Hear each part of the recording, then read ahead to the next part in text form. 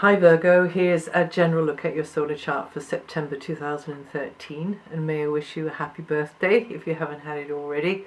Just a word about the end of August, where we've got an interesting opposition between your Sun and your ruling planet as well, with the opposite sign, Neptune, in your opposite sign, Pisces. You need to be maybe a little bit more boundaried when it comes to certain people in relationship, whether that is a professional or a personal relationship. All that glitters is not gold, and you may have to watch your back there. It may be because somebody's unreliable or is leaning too heavily on you for support, or now you see them, now you don't, maybe.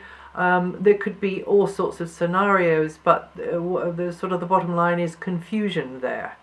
Neediness and having to separate the needy from the greedy, or the strivers from the skivers, as we would say in the UK.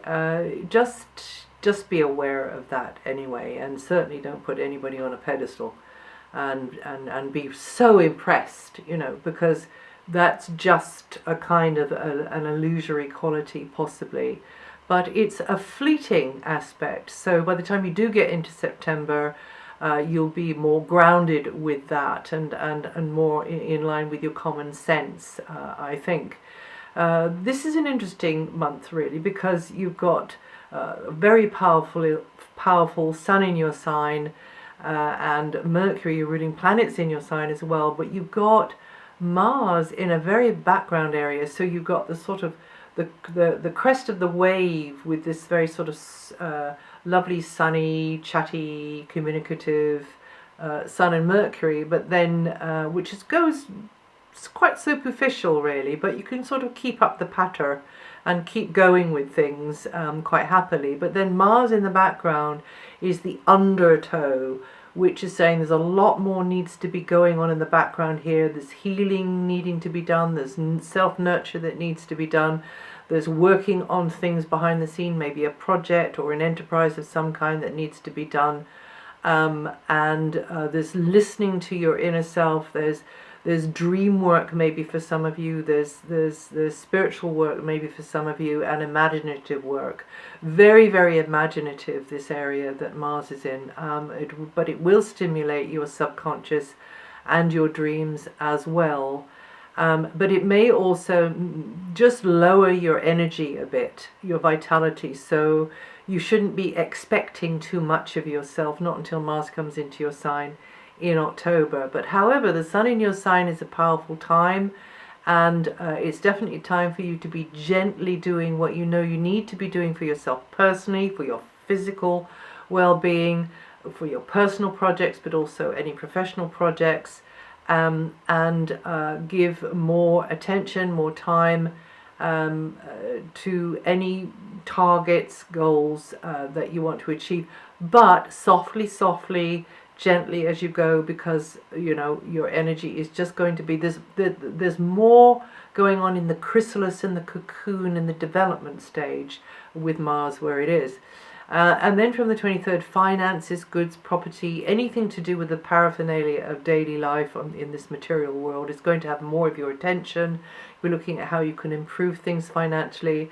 But having said that, Venus is also in an area to do with money, so there could be, or property or goods, and other resources. So there could be some nice little treats in the pipeline with Venus there, but also you being a little bit more self-indulgent, you're thinking, oh, it's okay, what the heck, I just put my hand in my pocket here. But you can do all right. Actually, you can get a good deal for yourself, or maybe more than one, if you know what you're doing, and also even better if you are maybe working on manifesting things for yourself materially. But of course, manifesting things for yourself materially is only practice. It's not the be-all and end-all of learning how to be a manifester and using the law of attraction. But definitely with Venus here, there's likely to be goodies in the pipeline, which there should be during your birthday month. I mean, whenever, there's likely to be, it's more likely to be now, isn't it? So nice energies there with Venus.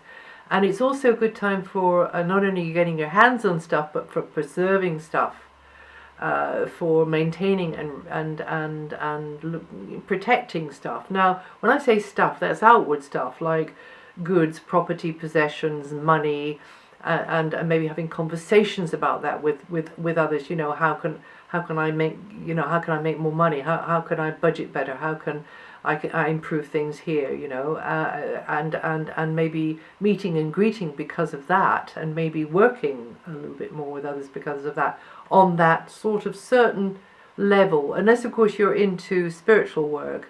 Then with Mars in the background, that does mean that you can really be almost like springing from your heels, coming from your back, if you know what I mean, rather than just the front bit, but really, you know, getting into it and really pushing up from the ground with all of your muscles as you're flying forwards with things. So anyway, Venus is going to help you in that quite lucrative sector there, and then she moves out of there on the 11th, and then she goes into a communication sector, bringing grace, fluency, and flow to your expressing yourself, also your thinking, and also your daily encounters with others, and over the wires, of course, as well. More entertaining, just warmer, maybe more friendly. You could be making a new friend or two. Also, you're likely to, again, be able to be persuasive or do well in negotiations of any kind. Some of you could be in an environment or with people who just encourage your self-expression. You feel more relaxed there. And there can be interesting distractions around you in an everyday sense. But also for some of you, more access to entertainments and the arts. And that transit could bring more supportive or closer relationships with friends new and old, but also with siblings and also with soul brothers and sisters. And it's a great time for settling a feud and for pouring oil on troubled waters, and somebody there to support that. But don't forget that you can be more persuasive at this time too. Just watch out on the 18th and the 19th that things may be a bit heavier going there in relationships. You've got more pressure on you. Perhaps you feel more of a burden there. That's to do with Venus flitting across the degree of Saturn in the heavens.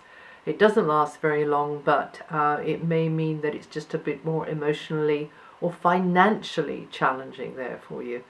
And it's best not to arrange anything major really on those 2 days if you can possibly help it. But just don't expect too much from others, and maybe be more in your own space. Mercury, your ruling planet until the 9th, is in the same area as the Sun, meaning that you are very much in the stream of information exchange. Mercury, this very communicative planet, has been in your sign for a lot of August as well, or some of August as well. There could be more paperwork or other things for you to get your head around, or to do with communications equipment or travel, transport. You having to put more thought into anything to do with vehicles, equipment, that kind of thing, and also maybe schedules, that type of thing.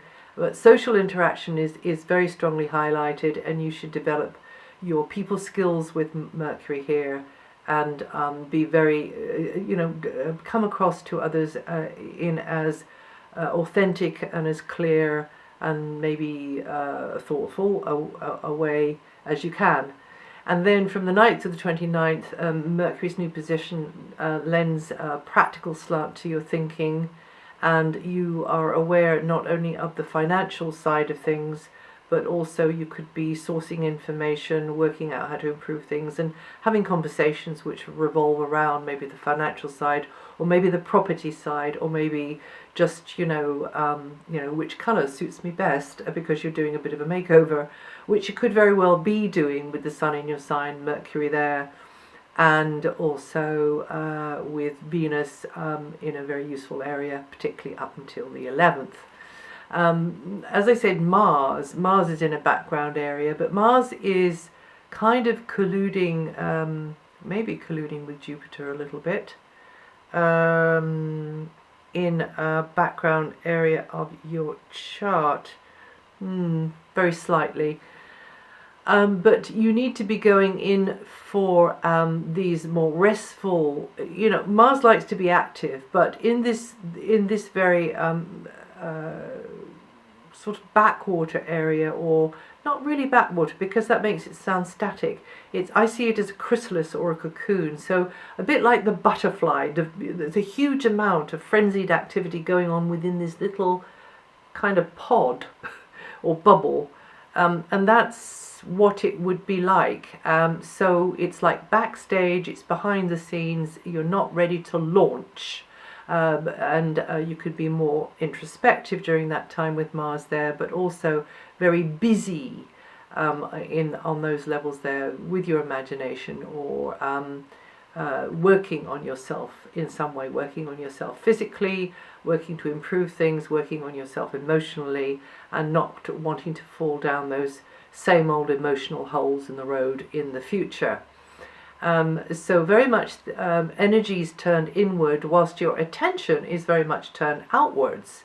So one eye looking out, one eye looking in, like the crow. And because your energies are turned inwards, you're more easily affected by influences around you, which is what I was saying about try not to put people on a pedestal, particularly after the 28th of August. But Mars here will underpin practices like yoga and meditation, and anything to do with doing what makes you feel relaxed and nurtured and healed. And remember, energy follows thought. So if you put your thinking in the right place, and then really your feeling in the right place, I should say, more than thinking, then the energy and the change can follow on after that. And just mentioning again for you early Virgos, what I was saying at the beginning, is to don't be a martyr for others, and just look after your own interests. You'll get the balance right because you're a sign which naturally has a very caring attitude towards other people. Well, mostly. Now, you Virgos born between the 24th and the 22nd of August, or with 2 to 5 degrees rising, are going to feel the energy of Neptune this month the most. And you will, if you look at my website, there's a little bit of writing on there about that. Jupiter began a new cycle in the back end of June, putting Jupiter in an area to do with you making progress, you making new associations, new contacts that give you new ideas about maybe what to be doing next in your life. This is a long transit until next July. You really expanding through group work, or if it's not group work, connecting with a specialist group of people who've got maybe an interest in common, or a speciality in common, or maybe something that you all share together, and that could really bring more, you sort of carve out new territories for you in your life. And then Saturn is in a long transit, and that's challenging you to work more diligently in anything to do with education, communications, media, also short distance travel. Maybe you'll have to do something regularly, so you've got to start doing some speaking regularly, or some travel regularly, or some writing regularly, or media work, or a course of some kind regularly. You've got to get your head sort of in gear regularly. And that's maybe to do with your day job, or maybe it isn't. And you should be developing your communication skills across the board, or perhaps I shouldn't say that just in the area that you need, but also your people skills. And integrating new knowledge, dealing perhaps with more schedules and deadlines, and that could be the key to your success, is to be reliable, regular, and to be there when others expect you to be there. And then if you build up that kind of reputation, you'll be glad you did when Saturn has finished this long transit. Virgos born between the 29th of August and the 3rd of September, always 6 to 11 degrees rising, going to feel this energy the most. The very helpful energies coming from Saturn, Neptune and Jupiter together, however, are in the water signs, are still standing there in the sky, even though they're not in the previous alignment that they were in over July and August.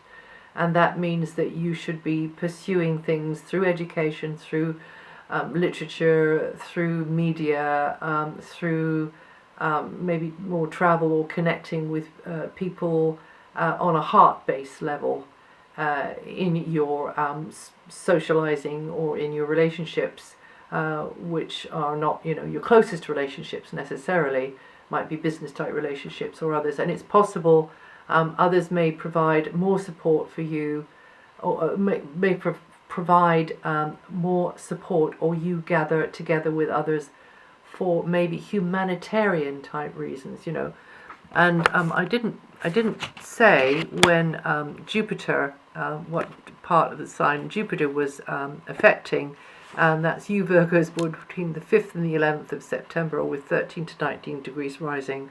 You're going to feel that energy the most this month, if you're interested to know that. And that's it for September. And if you know your rising sign or your moon sign, it can help to listen to the forecast for those.